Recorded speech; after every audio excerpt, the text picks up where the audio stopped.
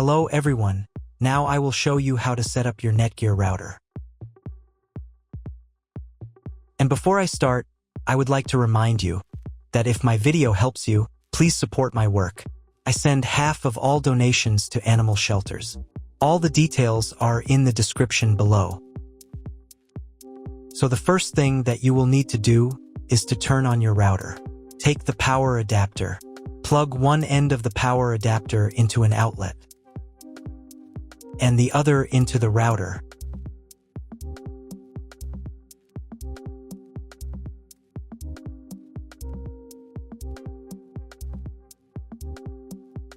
Then press the power button.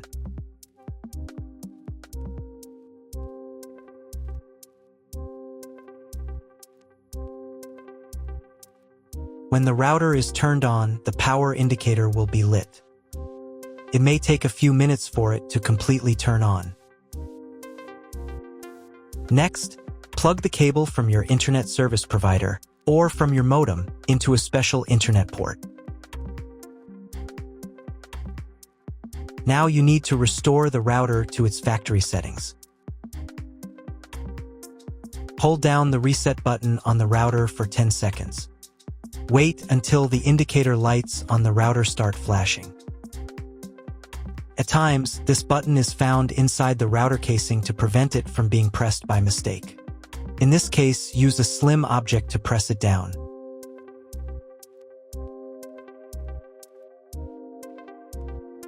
The router will restart, and the settings will go back to their original factory defaults.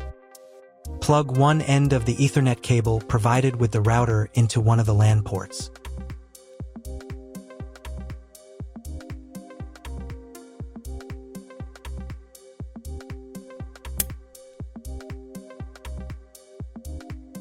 And plug the other end of the cable into your computer's Ethernet port.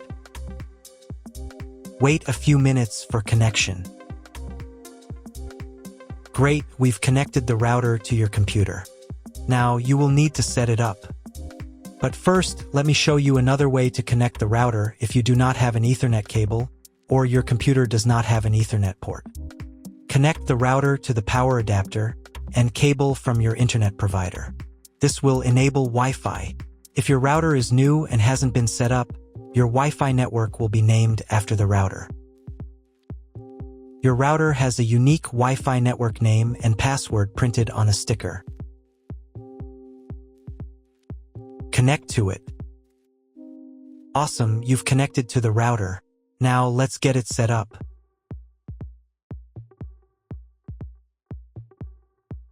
First, open your web browser and visit the URL you see on the screen.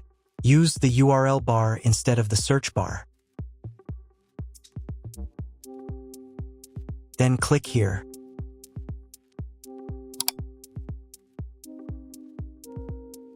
Read NETGEAR terms and conditions and click I agree button. Now you must select I want to configure the internet connection myself. And click Next button. And then click OK.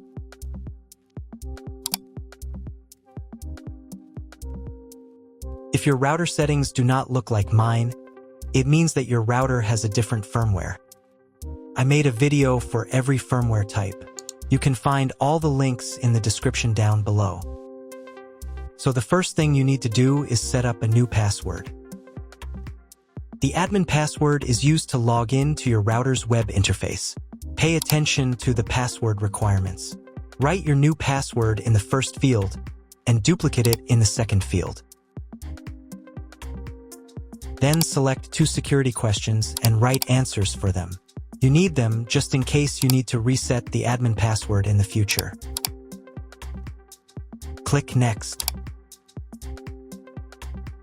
On the next page, you will find the information you need to connect to a Wi-Fi network.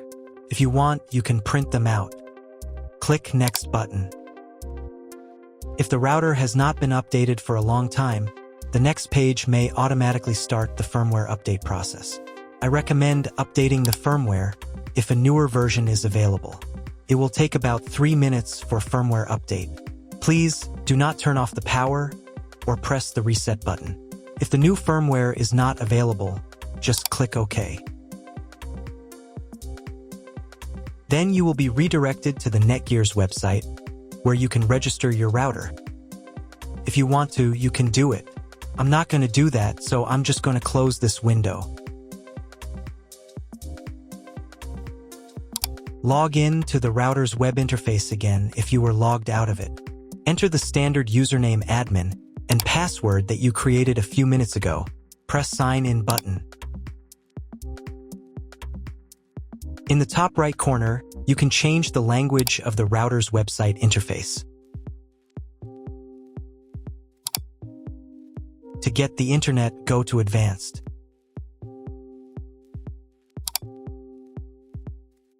Setup Wizard. Press No, I want to configure the router myself. Then press Next button. On the next page, select the internet settings.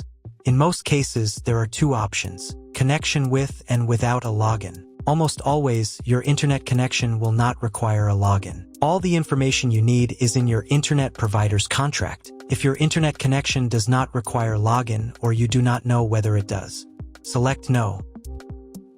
Leave account name and domain name unchanged.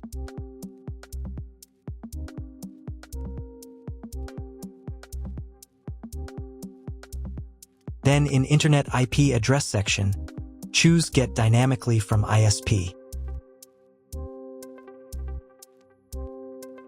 In the DNS section, select Get Automatically from ISP as well.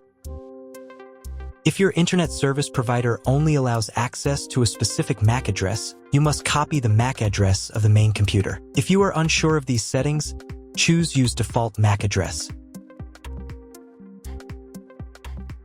Check again that your settings are the same as mine. And click Apply. In most cases, it is not necessary to clone the MAC address. But if you can't get the internet connection after quick setup, later in the video I will show you how to clone MAC address. Now you need to reboot the router. Go to Advanced. Advanced Home. Click on the Reboot button. And click OK. After the reboot, wait a few minutes and try to Google something. If it doesn't work, check all the cables. They must be connected correctly. Then log into the router control panel again.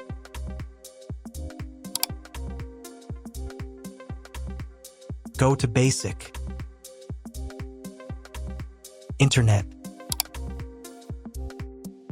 and choose Use Computer MAC Address.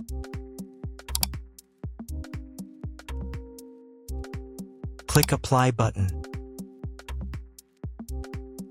And then reboot router again.